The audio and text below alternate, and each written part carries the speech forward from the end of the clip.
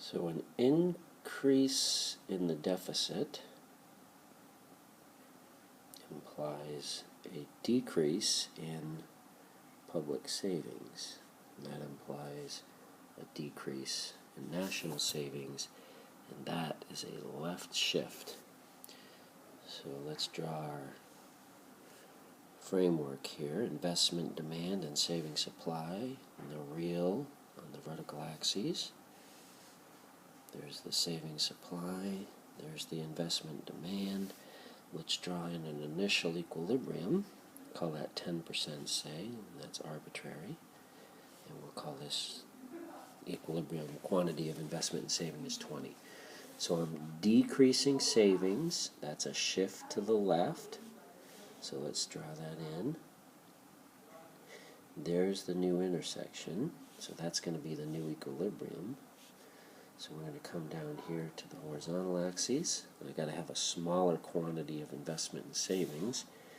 And I'm going to go to the vertical axis and I get a higher real interest rate.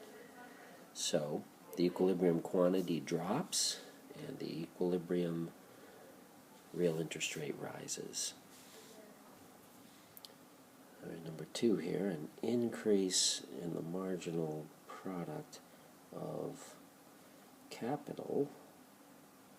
Capital is the equipment you're purchasing, that's your investment. If you increase the marginal product of capital, what that's saying is you're increasing the amount of revenue that you can generate with the capital, increase in revenue relative to costs. And those costs, what I mean is your production cost. So in other words, if your capital is more productive, a way of saying that is you get more output per unit of input, which drives revenues up relative to costs. That means you increase your financial benefit. Your financial benefit is going up essentially because your revenue is going up and your costs are not, or they're not going up by as much.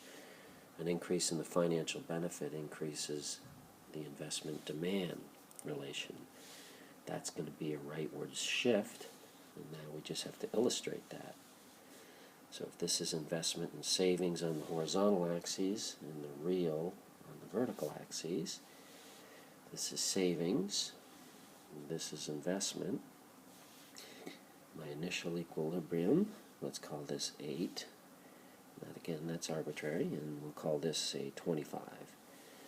So I'm increasing investment because the financial benefit went up, because the marginal product of capital went up. Increasing investment says move investment that way. So let's draw in a new investment curve. And that gives me a new equilibrium right there. And I'm going to drop down here. I need a higher quantity. Let's call it 30. And the interest rate is higher as well. Let's call that 10. So the equilibrium interest rate went up, and the equilibrium quantity of investment and savings went up. So this tax credit, this $5 tax credit, essentially is going to decrease the firm's tax liability.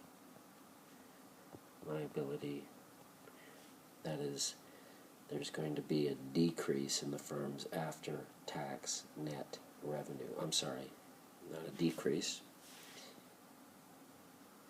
There's going to be an increase in the firm's after-tax net revenue.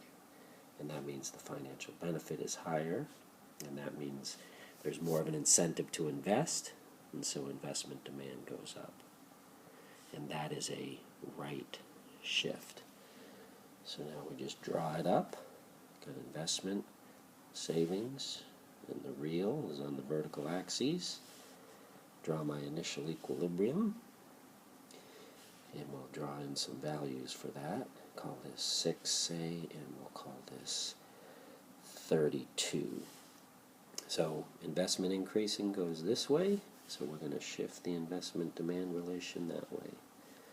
And there's the new equilibrium.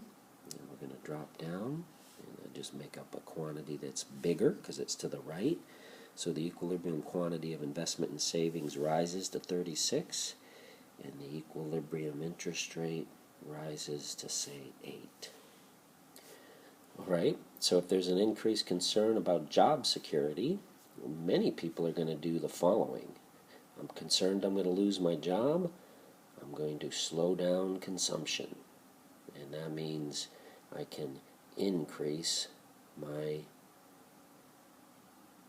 private savings because consumption goes down. That means total savings goes up. And when total savings goes up, the savings relation shifts to the right. So we're going to draw that up. There's investment and savings. There's the real. And here's the savings relation. Here's the,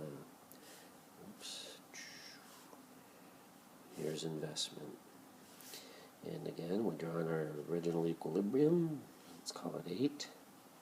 Call this 15. Savings is going up. I want to move savings this way. So we move savings to the right. I'm going to get a new equilibrium right there. So this is going to be, say, 18. It's bigger than 15. And the interest rate is down to 6. So the equilibrium quantity of savings and investment went up to 18, and the equilibrium real interest rate went down to 6. All right, so if I had a tax law that discouraged people from saving for retirement, so maybe I don't exempt you from taxes on the growth in your 401k plan. So if that tax law discourages savings, then it's just a direct way of saying, well, private savings is going to go down. And since that's part of total savings goes down, and that's going to be a leftward shift. So I draw my investment supply and investment demand and savings supply against the real. Savings is upward sloping. We like higher interest rates when we save, and investment is downward sloping. We like lower interest rates when we borrow. So let's call this, say, 6. We'll call this 12.